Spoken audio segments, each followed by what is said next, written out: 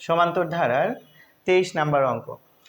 23 নম্বর অঙ্কে বলা আছে যে এক ব্যক্তি 2500 টাকার একটি ঋণ কিছু সংখ্যক কিস্তিতে পরিশোধ করতে রাজি হন।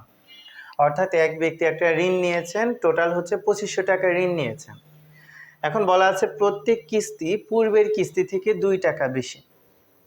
যদি প্রথম কিস্তি 1 টাকা হয়, অর্থাৎ প্রথম কিস্তি কত টাকা? 1 টাকা, কিন্তু পরের কিস্তিগুলো আমাদের পরপর 2 টাকা করে বেশি দিতে হবে। অর্থাৎ প্রথম কিস্তি যদি 1 টাকা হয়, তাহলে পরের কিস্তি দিতে হবে কত? 3 টাকা, অর্থাৎ 2 টাকা বেশি। তার মানে তারপরের কিস্তি কত দিতে হবে? 5 টাকা। তার মানে প্রথম কিস্তি যদি 1 টাকা হয়, দ্বিতীয় কিস্তি 3 টাকা, পরের কিস্তি 5 টাকা, তারপরে কিস্তি কত? 7 টাকা। অর্থাৎ প্রতিবার কিস্তি উনি পরিশোধ করবেন, কিন্তু 2 টাকা করে বেশি দিতে হবে। তবে কতগুলো কিস্তিতে ওই ব্যক্তি তার ঋণ শোধ করতে পারবেন, অর্থাৎ মোট কতটা কিস্তি তাকে দিতে হবে, এটাই আমাদের এখানে বের করতে বলছে। তো আমাদের এখানে দেওয়া আছে প্রথম কিস্তি হচ্ছে 1 টাকা। তার মানে আমরা এখানে দেওয়া আছে হিসেবে লিখতে পারি, দেওয়া আছে প্রথম কিস্তি কত দেওয়া আছে? 1 টাকা। প্রথম কিস্তি 1 টাকা, তার মানে দ্বিতীয় কিস্তি হিসাবে তাকে কত টাকা পরিশোধ করতে হবে? এই 1 টাকা থেকে আরো কত টাকা বেশি দিতে হবে? 2 টাকা বেশি দিতে হবে। তার মানে সুতরাং দ্বিতীয় কিস্তি কত দিতে হবে? আগের ছিল 1 টাকা, তার সাথে আরো কত টাকা বেশি দিতে হবে? 2 টাকা বেশি। তার মানে 2 আর 1 কত হবে? 3 টাকা। তাহলে তৃতীয় কিস্তি হিসাবে তাকে কত টাকা পরিশোধ করতে হবে? আগের ছিল কত টাকা? 3 টাকা। প্রতিবার কত টাকা করে বেশি দিতে হচ্ছে? 2 টাকা করে। তার মানে 3 এর সাথে আরো 2 টাকা বেশি দিতে হবে, তাহলে হবে হচ্ছে 5 টাকা। তাহলে চতুর্থ কিস্তি হিসাবে তাকে কত পরিশোধ করতে হবে? আগের ছিল কত? 5, সাথে আরো কত টাকা বেশি দিতে হবে?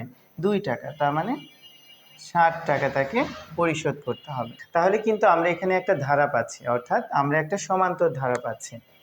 তাহলে সুতরাং ধারাটি কি হবে? সুতরাং ধারাটি হবে প্রথম হচ্ছে 1, তারপরে কয় টাকা দিতে হচ্ছে? 3, তারপরে হচ্ছে 5, তারপরে 7, এইভাবে যেতে থাকবে।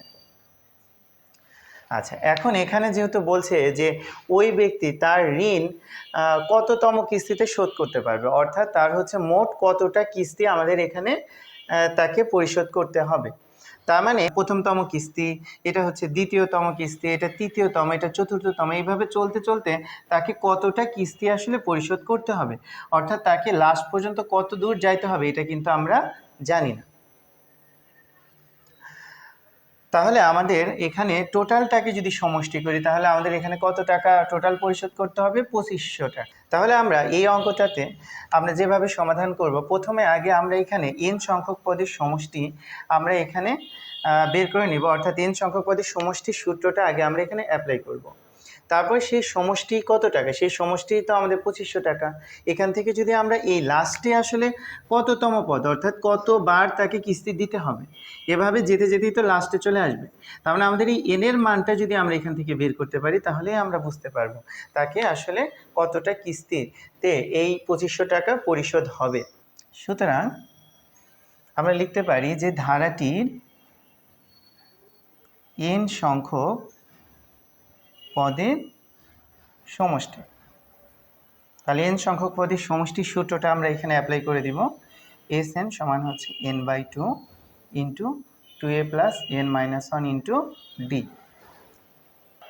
তো আমাদের এখানে মূলত মানগুলো আমরা বসিয়ে দিতে পারি। তো আমরা এখানে a আর d এর মানটা চাইলে তোমরা এখানেও বের করে নিতে পারো, আর যদি আমরা সাইটেও আমরা কিন্তু এখানে লিখে দিতে পারবো। যেহেতু আমি এখানে মানটা বের করে নিইনি, তো আমরা এখানে সাইটে লিখে দিতে পারি, অর্থাৎ n/2, অর্থাৎ এখানে a এর মানটা কত হবে, অর্থাৎ a এর মানে কি? প্রথম পদ হচ্ছে আমাদের এখানে a, অর্থাৎ প্রথমে আছে হচ্ছে আমাদের 1, এটাই হচ্ছে আমাদের কিন্তু প্রথম পদ। আর আমাদের এখানে সাধারণ অন্তর তাহলে কত হবে?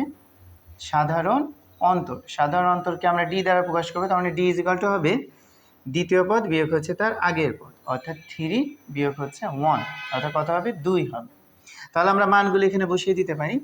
তার মানে এখানে 2 ইন্টু এর মান কত? এর মান হচ্ছে 1 প্লাস n মাইনাস 1, d এর জায়গায় আমরা কত লিখবো? d এর মান হচ্ছে 2।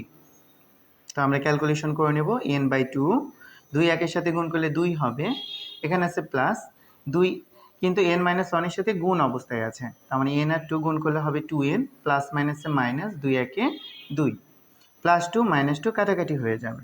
তাহলে এখানে তো আছে n/2, এখানে কিছু নাই মানে ইনটু আছে, আর এখানে কত আছে 2n, 2 2 কাটাকাটি, তার মানে n স্কয়ার। তাহলে আমরা এই ধারাটার n সংখ্যক পদের সমষ্টি কিন্তু আমরা বের করে ফেলেছি, কিন্তু আমাদের এখানে বলেছে যে তাকে কতগুলো কিস্তি পরিশোধ করতে হবে। তাহলে আমরা এই যে সমষ্টিটা বের করলাম, এই সমষ্টি সমান কত লিখতে পারি? এখানে টোটাল যে টাকাটা আছে এটাই তো সমষ্টি, আবার এই ধারাটার সমষ্টি আমরা বের করেছি n স্কয়ার, তাহলে n স্কয়ার সমান আমরা এই সমষ্টি লিখে দিতে পারি। তাহলে আমরা প্রশ্ন মতে আমরা এখানে লিখতে পারি এই যে n সংখ্যক পদের সমষ্টি n স্কয়ার, এটা সমান কত? 2500। আমাদের এখানে স্কয়ার আছে, তো যদি আমরা স্কয়ারকে উঠাতে চাই আমাদের কি করতে হবে? আমাদের এখানে বর্গমূল করতে হবে। এখানে আমরা সাইডে লিখে দিতে পারি উভয় পক্ষকে বর্গমূল করে, তার মানে রুট আর স্কয়ার বাদ চলে যাবে, তার মানে এখানে কত থাকে? n থাকে, অর্থাৎ রুট আর স্কয়ার বাদ চলে যাবে, থাকে কত? n।